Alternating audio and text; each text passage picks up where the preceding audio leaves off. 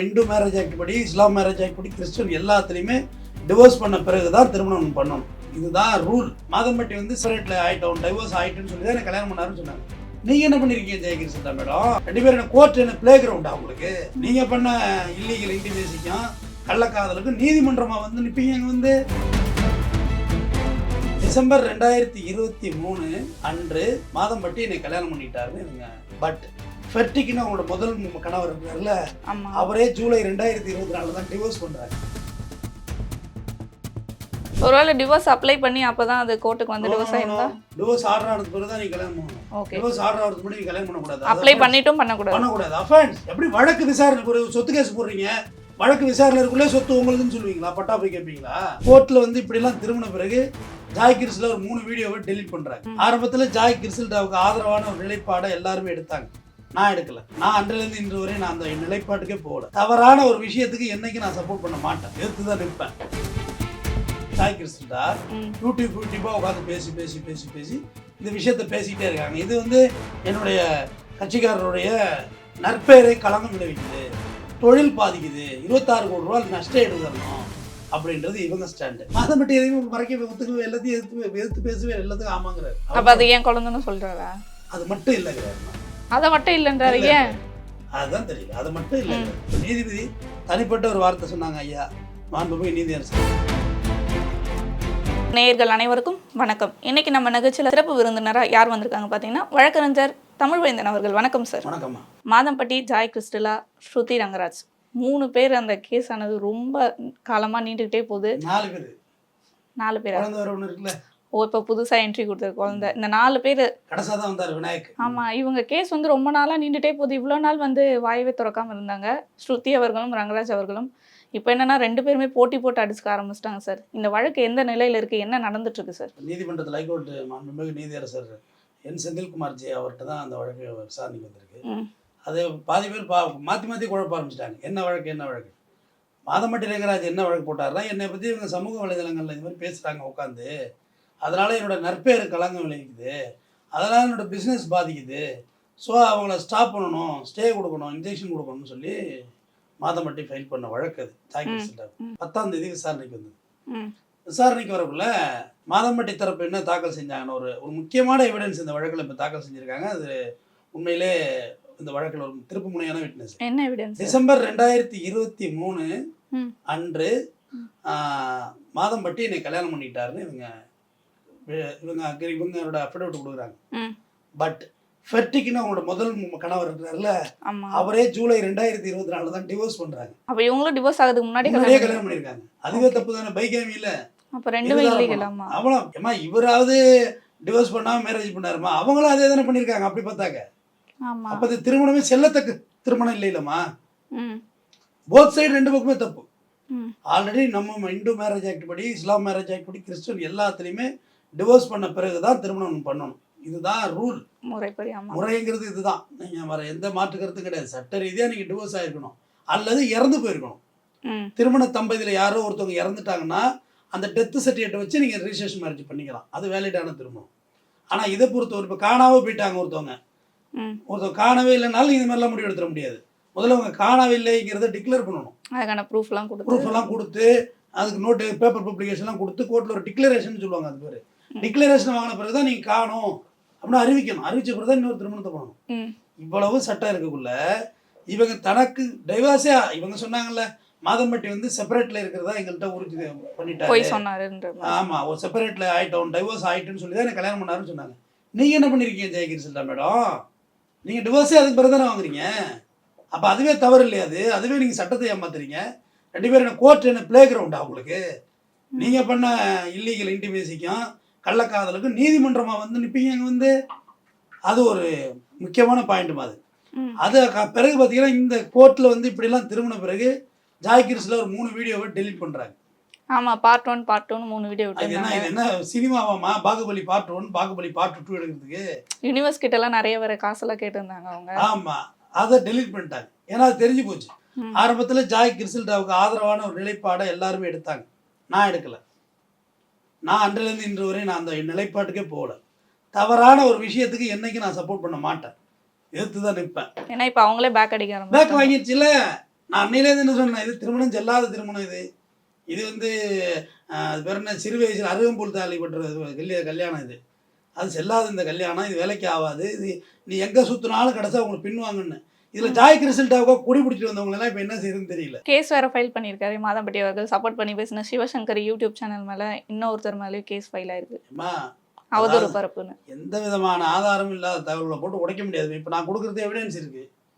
நீங்கள் கல்யாணம் பண்ணுறது, நீங்கள் டிசம்பர் 23 கல்யாணம் பண்ணுறீங்க, ஆனால் ஃபெர்டிகை வந்து ஜூலை 24 2024 நீங்கள் டிவோர்ஸ் பண்ணுறீங்க. அப்போ டிவோர்ஸுக்கு முன்னாடியே நீங்கள் கல்யாணம் பண்ணியிருக்கீங்க. அது அஃபென்ஸ்ன்னு நான் சொல்கிறேன். ஒருவேளை டிவோர்ஸ் அப்ளை பண்ணி அப்பதான் அது கோர்ட்டுக்கு வந்து டிவோர்ஸ் ஆயிருந்தா டிவோர்ஸ் ஆர்டர் ஆனதுக்கு பிறகு தான் நீங்கள் கல்யாணம் பண்ணணும். ஓகே. டிவோர்ஸ் ஆர்டர் ஆகிறதுக்கு முன்னாடி நீங்கள் கல்யாணம் பண்ணக்கூடாது. அப்ளை பண்ணிட்டும் பண்ணக்கூடாது. பண்ணக்கூடாது, அஃபென்ஸ். எப்படி வழக்கு விசாரணை ஒரு சொத்து கேஸ் போடுறீங்க, வழக்கு விசாரணைக்குள்ளே சொத்து உங்களுதுன்னு சொல்லுவீங்களா? பட்டா போய் கேட்பீங்களா? வழக்கு முடியணும்ல. குற்றவாளி குற்றம் சாட்டப்பட்ட வழக்கு இருக்குல்ல, கிரைம் கொலை கேஸு, அதுலேயே நீங்கள் விடுதலையே தண்டனை ஆகிற வரைக்கும் நீங்கள் குற்றம் சாட்டப்பட்டவர் தான். கேஸ் விடுதலை ஆகிட்டுலாம் சொல்ல முடியாது. அந்த மாதிரி இவங்க அந்த தப்பை பண்ணியிருக்கிறாங்க. 3 வீடியோவை டெலிட் பண்ணியிருக்காங்க. இது வந்து நீதிமன்றத்துக்கு கண்டிப்பாக ஒரு தவறான முன்னுதாரணத்தை கொடுக்கறது தெரிஞ்சு போச்சு.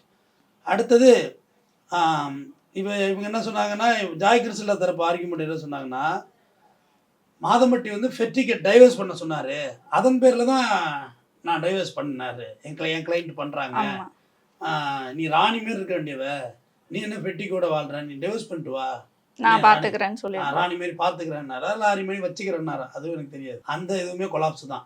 ஒரு நல்ல திருமணத்தில் இருக்குள்ள ஏன்னங்கய்யா, என் குடும்பம் இப்போ வாழாமல் இருக்கிறாங்க, ஒரு குடும்பம் சிரமப்படுது, இல்லை ஒரு கணவன் நோய்வாய்ப்பட்டிருக்கான்னா உன் கணவன் விட்டு வந்துரு, நம்ம நல்லா இருக்கலாம்னு சொன்னா விட்டு போயிடுமா? ஐயா, என் புருஷனை காப்பாற்ற ஏதாவது காசு கொடுங்க, நான் வைத்தியம் பண்ணி காப்பாற்றுறேன். இல்லை என் புருஷன்ட்ட ஒம்பளக்கலாம், பட் அவன் நல்லவன், நீங்கள் என்ன இப்படி சொல்கிறீங்க? சமுதாயத்தில் ஒரு பெரிய மனுஷங்கிறீங்க, ஒரு குடும்பத்தை பிரிக்கிறீங்க, குழந்தை இருக்குது, என் கணவனுக்கு என்ன குறைச்சல்? பொன்மகள் வந்தா டைரக்டர் அவர் பெட்டிக்கு, அவரெல்லாம் என்ன குறைச்சல்? அவரெல்லாம் வாயை திறந்தா இன்னும் வேறு மாதிரி ஆகிடும். எல்லாருமே பதுங்கிட்டாமா, ஏன்னா அவங்களுக்கு தெரியும் இது இவ்வளோ சுற்றி இவ்வளோவே மாட்டுட்டோம், நம்ம ஏன் வாயை திறந்துக்கிட்டுன்னு. வாயை திறக்க வேண்டிய நிறைய பேர் வாயை திறக்கலை, அமைதியாகிட்டாங்க. அதுவாகவே மோதி வரட்டும், முட்டி மோதி வரட்டும்னு. அடுத்தது அந்த 8 மணி நேரம் என்னை உட்கார வச்சுருந்தாங்க 1000 விளக்கு AWPSல, விசாரிக்கவே இல்லை, நான் ஒரு நிறமாச கற்பிணி உட்கார வச்சுருந்தாங்க அப்படின்னு சொன்னாங்க. அது அவங்க தரப்பு. அடுத்து மாதம்பட்டி தரப்பில் ஆஜரான மூத்த வழக்கறிஞர் என்ன சொன்னார்னா, DNA டெஸ்ட் எடுக்கணும், எடுத்து எனது கட்சிக்காரர் மாதம்பட்டி ரங்கராஜ் தான் எங்கள் அப்பான்னாக்க வாழ்நாள் முழுவதும் அவருக்கான ஊதியம் சொல்கிறேன். இதே தான் ஒரு மகளிர் ஆணையத்திலையும் சொல்லிட்டு வந்தார், DNA டெஸ்ட் எடுக்கணும் அப்படின்னு சொல்லி. அடுத்து மாதம்பட்டி தரப்பில் தாக்கல் செஞ்சது வீடியோ, யூடியூப்பில் உட்காந்து வீடியோ பேசி காசு பார்க்குறாங்க. இவங்க வியூவர்ஸ் போக காசு பார்க்குறாங்க. யார்? ஜாய் கிறிஸ்டல்டா யூடியூப்பாக உட்காந்து பேசி இந்த விஷயத்தை பேசிக்கிட்டே இருக்காங்க. இது வந்து என்னுடைய கட்சிக்காரருடைய நற்பெயரை களங்கம் விளைவிக்குது, தொழில் பாதிக்குது, 26 கோடி ரூபா நஷ்ட ஈடு தரணும் அப்படின்றது இவங்க ஸ்டாண்டு. மாண்புமிகு நீதியரசர் என்ன சொன்னார் இதுலன்னா, அந்த திருமண தேதி பேக்கானோடனே அந்த திருமண தேதியை திருப்பி கேட்டப்பே பதில் சொல்ல தெரியலமா இவங்களுக்கு?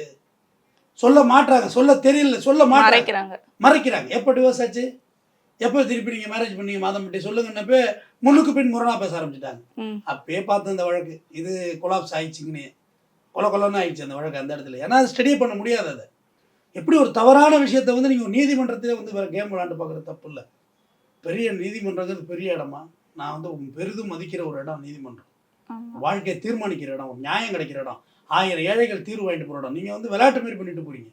அப்பயே நீதிபதி சொல்லிட்டாரு, இது ரொம்ப இதாக இருக்குது, கான்ட்ரடிக்ஷனாக இருக்குது, நீங்கள் எல்லாம் ரிட்டர்ன் ஆர்கியூமெண்ட்டாக போடுங்க. ஓரலாக போனாங்கல்ல, எல்லாம் ரிட்டர்ன் ஆர்கியூமெண்ட்டை ஃபைல் பண்ணுங்கள். ஏன்னா அப்போ தான் ஒரு முடிவுக்கு வர முடியும்.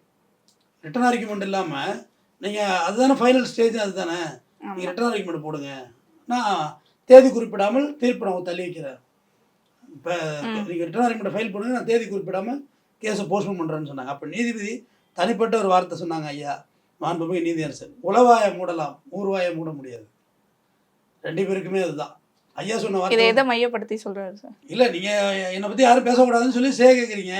நான் வேணால் ஸ்டே கொடுத்தாலுமே ஊர் வாயை நீ மூட முடியாதுல்ல. உளவாயின்னா தெரியலமா, சோத்து பானை இருக்கும் உலை, அது பேர் உலை போட்டு மூடலாம். பொல பத்து அட்டைக்கு அதை எப்படி அதை மூடுறதே சிரமம், அதை கூட நீங்கள் மூடிடலாம். ஊர் வாயை மூட முடியாதுல்ல, பேசதான் செய்வாங்க. அது ஒன்றும் அவங்க தனிப்பட்ட கருத்து, அது பேசதான் செய்வாங்க. அது ஜாய் கிறிஸ்டல்டாவுக்கும் பொருந்தும். அது சொல்லுதில்ல, என்ன அவங்க பேசுகிறாங்க இவங்க பேசுகிறாங்கன்னு சொல்லி பல பேரை வச்சு நம்மளெல்லாம் திட்டுதில்ல. அவங்களுக்கு இதுதான் பொருந்தும், பேசதான் செய்வாங்க. ஒரு குடும்ப விஷயம்னா 4 செவத்துக்குள்ள நடக்க வேண்டிய விஷயமே நீங்க அப்படியே ரோட்டுக்கு வந்துட்டா வந்துட்டா பேசதான் பேசதான் செய்வாங்க. செய்வாங்க. அதுக்கெல்லாம் நீங்க ஒன்றும் பண்ண முடியாது. இதுக்கெல்லாம் கோர்ட்டுக்கு வந்து நிற்க முடியுமா என்ன? யாரை பத்தி யார் பேசல? ட்ரம்ப் உட்காந்து பேசிட்டு இல்லையா? நமக்கு நம்ம அது எங்க இருக்கு? அமெரிக்காவில் இருக்காரு. அவரை பத்தி இங்க உட்காந்து பேசிட்டு இல்லையா? கச்சா எண்ணெய் இங்க வாங்காத, அதனால விலை இறங்க போகுது அப்படி நீங்க உட்காந்து இப்போ டீ கடையில் உட்காந்து நியாயத்தை பேசிட்டு இல்லையா? பேசதான் செய்வாங்க. பட் நீங்கள் 2 பேருமே தவறானவர்களாக தான் தெரியுது. ம். யாரு? மாதம்பட்டி மாதம்பட்டியும் தப்பு பண்ணியிருக்கிறாரு, ஜாக்கிர் சில்டாவும் தப்பு பண்ணியிருக்காங்க. அப்போ 2 பேர், இப்போ நீனும் அக்யூஸ் நானும் அக்யூஸ், நம்ம 2 யார்கிட்ட நியாயம் வாங்குறது? நம்ம வேலையை பார்த்துட்டு போக வேண்டியதான். அவ்வளவுதான். ஏன்னா நம்ம போனோம்னா நம்ம தப்பு எல்லாமே பின்னாடி இருக்கிறது எல்லாமே தோண்டி எடுக்க நம்ம தான் மாட்டோம். இந்த கோர்ட்டுக்கு போறது இதெல்லாம் வந்து ரொம்ப ஜாக்கிரதையான விஷயம். கிணறு வெட்ட பூதம் கிளம்பிடும், சம்மந்தம் இல்லாத விஷயத்துக்கு போய் சம்மந்தம் இல்லாத கிளம்பிடும். இப்போ அந்த மாதிரி தான் இந்த கல்யாண டேட் இந்த வழக்கு ஆயிடுச்சு. மாதம்பட்டி கோர்ட்டுக்கே போயிருக்க கூடாது. முதல் விஷயம் சைலண்டா போயிருக்கணும். இங்க ஏன்னா இவ்வளவு நாள் சைலண்டா தானே இருந்தாரு, இப்பதான் அவர் பேசவே ஆரம்பிச்சிருக்காரு. கோர்ட்டுக்கு போனதே தப்புமா, போக கூடாதுங்க. எல்லாம் இப்போ எல்லாம் வெட்ட வெளிச்சத்துக்கு வந்துருதா? ஜாக்கிர் சில்டாவை குவைட் பண்ணாம இவங்க அஃபிடவிட் தாக்கல் பண்றாங்க. இப்போ மேரேஜ் விஷயம் ட்ரிகர் ஆயிட்டு, ஓஹோ டிவோர்ஸ் ஆகிறதுக்குள்ள நீங்க கல்யாணம் பண்ணிட்டீங்க. அப்ப நீங்க கேட்குற தார்மீகத்தை எழுந்துட்டியம்மா. நம்ம மேலே தப்பு இருக்குன்றப்ப போய் கேட்க முடியும். தப்பு இருக்குல்ல, தப்பு இருக்கு. டிவோர்ஸ் பண்ணாம கல்யாணம் பண்ணது தப்பு. அப்ப நீ நியாயம் கேட்குற தார்மீக இடத்துல இல்ல, கண்ணகி மாதிரி சிலம்பு தூக்கிட்டு நிற்கிற இடத்துல நீ இல்லை. ரைட்டா? மாதம்பட்டி இந்த விஷயத்துக்குள்ளே வரல. நான் கல்யாணம் ஆனிச்சு, நான் டிவோர்ஸ் பண்ணிட்டேன்னு சொல்லி கல்யாணம் பண்ணலைங்கிறது அவரோட ஸ்டாண்டு. அப்படி ஒன்றும் பண்ணிடல, நாங்கள் கல்யாணம்லாம் அப்படி ஒன்றும் பண்ணிடல, மிரட்டி கல்யாணம் பண்ணிட்டாங்க. இதில் ஒரு பியூட்டி என்னன்னு கேளுங்க, கோர்ட்டில் எல்லாத்தையுமே ஒத்துக்கிறாங்கம்மா. என்னது? ஒரு கேஸுனா இப்போ என் மேலே ஒரு சார்ஜ் சொன்னால் நான் டினே பண்ணணும். இல்லை, கல்யாணம் பண்ணவில்லை, நாங்கள் ஒன்றாக இருக்கவில்லை, இதான கேஸு. இவ்வளோ டிலே பண்ணுறது தான் கேஸு. எல்லாத்தையும் ஒத்துக்கிட்டா ரைட்டு, ஒத்துக்கிறீங்களா? அப்புறம் என்ன இருக்கு? மாதம்பட்டி எதையுமே மறைக்க ஒத்துக்கவே, எல்லாத்தையும் எதிர்த்து பேசவே, எல்லாத்துக்கும் ஆமாங்கிறாரு. அப்ப அது ஏன் குழந்தைன்னு சொல்றாரா? அது மட்டும் இல்லைங்கிறாருமா. அதை மட்டும் இல்லைன்றாரு. ஏன்? அதுதான் தெரியல, அது மட்டும் இல்லைங்கிறாரு. இதுதான் அதையும் ஒத்துட்டு போக வேண்டியதானே. எனக்கு என்னன்னா இவ்வளோ நாள் வெளிவராத இந்த உண்மைதான் சொல்லிட்டா கேஸே முடிஞ்சிருது, அவ்வளவுதான். அப்ப இந்த கேஸை வளர்க்கணுன்றதுக்காகவே இல்லை இல்லைன்னு சொல்லுங்க. அது மட்டும் இல்லைன்னு சொல்றாருன்னா அது என்ன அர்த்தமாகும் எனக்கு தெரியல. அதுக்கு பின்னாடி அப்ப ஏதோ ஒரு விஷயம், அவரால் ஏத்துக்க முடியாத விஷயம் ஏதோ ஒன்று இருக்கு. ஜாகிர் சில்டா வெறும் குற்றச்சாட்டுகளா எடுக்க ஆரம்பிச்சுட்டாங்க. இப்ப எதுக்காக வேண்டிய வீடியோவை நீங்க டெலிட் பண்றீங்க? இவ்வளவு நாள் பேசுறீங்கல்ல, இன்னைக்கு ஏன் டெலிட் பண்றீங்க? அவர் தான் கேஸ் போட்டிருக்காரு அவதூறு பரப்புறாங்கன்னு. ரைட்டுமா, ஏன் வீடியோ டெலிட் பண்றீங்க? அவதூறு, நீங்க பேசுறது பொய்யான, எங்க நம்ம கிட்ட நஷ்ட ஈடு போட்டு காசு வாங்கிட்டாங்க, அவ்வளவுதான் விஷயம். நீங்க பேசுறது பயத்துல சார், நீங்க பேசுறது அவதூறுனா பொய்யான குற்றச்சாட்டு பேசுறது பேர் தான் அவதூறு. ஆமா, நிஜத்தை பேசுறது அவதூறு. அப்படி செய்தி தானே. இப்ப நான் பேசுறது இன்ஃபர்மேஷன், கோர்ட்ல நடந்த விஷயத்த நான் சொல்றேன். இந்த தரப்பு என்ன பேசுனாங்க, இந்த தரப்பு என்ன சொன்னாங்க, மாண்புமிகு நீதியரசர் என்ன சொன்னாருங்கிறதா நான் சொல்றேன். இதுல அவதூறுக்கு என்ன இருக்கு? எனக்கு அந்த அவதூறு போடுறவங்க மேல நஷ்ட ஈடு போட்டு நம்ம பேர் கெட்டுருச்சேன்னு நஷ்ட ஈடு போட்டு காசு வாங்கிட்டாங்கன்னா நம்ம எங்க போறது? இல்ல, இப்படி மாதம்பட்டிக்கு ஒரு ஆர்டர் விழுந்துருச்சுன்னு வச்சுங்க, ஆமா டேமேஜ் ஆயிருக்கு, இப்ப ரிட்டர்ன் அறிக்கைமுள்ள தெளிவா சொல்லணுமா, 26 கோடி ரூபா லாஸ் இருக்குல்லம்மா, இது எப்படி எல்லாம் நடந்துச்சு, என் ஷேர் ஹோல்டர்ஸ் எல்லாம் எப்படி பிரிஞ்சு போனாங்க அப்படின்றத இவங்க சொல்லணும். இவங்க என்ன சொன்னா, நான் ரெங்கராஜ், மாதம்பட்டி ரெங்கராஜ் மீது தான் நான் குற்றச்சாட்டு சொன்னேன், அவரோட பிராண்ட் மீது நான் எதுவும் குற்றச்சாட்டு சொல்லல, அவர் சாப்பாடு கேவலமா இருக்குன்னு நான் சொல்லல, அவர் சாப்பாட்டுல பல்லி விழுதுன்னு நான் சொல்லல, இவங்க சொல்லணும். இதெல்லாம் நிரூபிக்கணும்ல, நிரூபிக்க தானே கேஸ் முடியும். அப்பதான் அந்த 26 கோடிக்கு அந்த நஷ்டம் வரும். ரைட்டு, நீங்க கோர்ட்டுக்கு போயிட்டீங்களா, அப்படியே யூடியூப் சேனல்ல உட்காந்து பேசுனீங்கன்னு கோர்ட்டு கேட்குமா கேட்காத? ஆமா, அவங்க நியாயத்தை வந்து சொல்றதுக்கு வேற இடம் தெரியலன்றதால இருக்குமா? அப்ப நீங்க எப்படி யூடியூப் உட்காந்து பேசுனீங்க, கேட்பாங்களா கேட்க மாட்டாங்களா? இது பல பிரச்சனையில, பல கேஸ்ல, பல வீடியோக்கள் டெலீட் செய்யப்பட்டிருக்கு தெரிஞ்சுங்க. பல கேசஸ்ல இதை நான் வந்து பார்த்துருக்கிறேன். பொறுத்திருந்து பார்ப்போம் சார். நன்றி.